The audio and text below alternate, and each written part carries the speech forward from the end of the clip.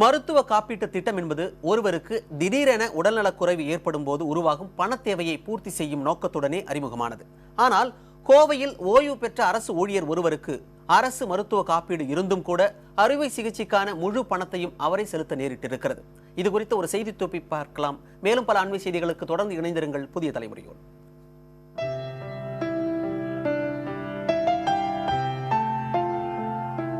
கோவை புதூர் பகுதியைச் சேர்ந்த ஓய்வு பெற்ற அரசு ஊழியரான வைத்தியநாதனுக்கு 1988ஆம் ஆண்டு இளம்பிள்ளைவாத நோய் பாதிப்பால் 2 கால்களும் செயலிழந்தன.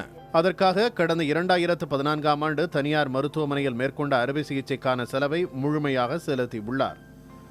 2014ஆம் ஆண்டு அமலுக்கு வந்த புதிய ஓய்வூதிய மருத்துவ திட்டத்தின்படி 4 ஆண்டுகளுக்கு ஒருமுறை 2 லட்சம் ரூபாய் வரை காப்பீட்டை பயன்படுத்தலாம்.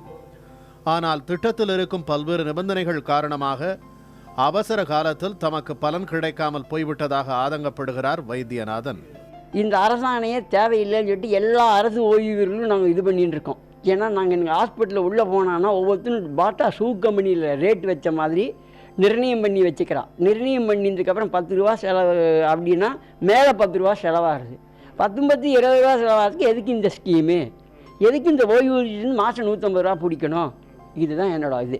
அதே சமயத்தில் எங்களுக்கு கொடுக்கக்கூடிய பணத்தை கவர்மெண்ட் கொடுத்துருட்டோம், நாங்களே ட்ரீட்மெண்ட் பார்த்துக்கிறோம்.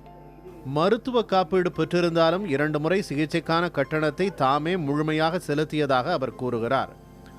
மருத்துவ காப்பீட்டிற்கென சம்பளத்தில் பிடித்தம் செய்யப்படும் பணம் பெரும்பாலான ஓய்வூதியதாரர்களுக்கு சரியான நேரத்தில் பயன்படுவதில்லை என்று ஓய்வு பெற்ற அரசு ஊழியர் சங்கம் குற்றம் சாட்டியுள்ளது.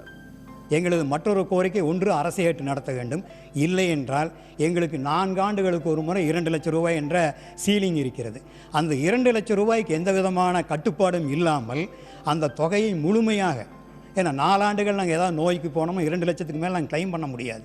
அப்போ அந்த 2 லட்சம் ரூபாயை முழுமையாக கிளைம் செய்வதற்கான வாய்ப்புகளை ஓய்வூதியதாரர்களுக்கும் 4 லட்சம் ரூபாயை கிளைம் செய்வதற்கான வாய்ப்புகள் அரசு ஊழியருக்கும் தர வேண்டும் என்று வைக்கிறோம்.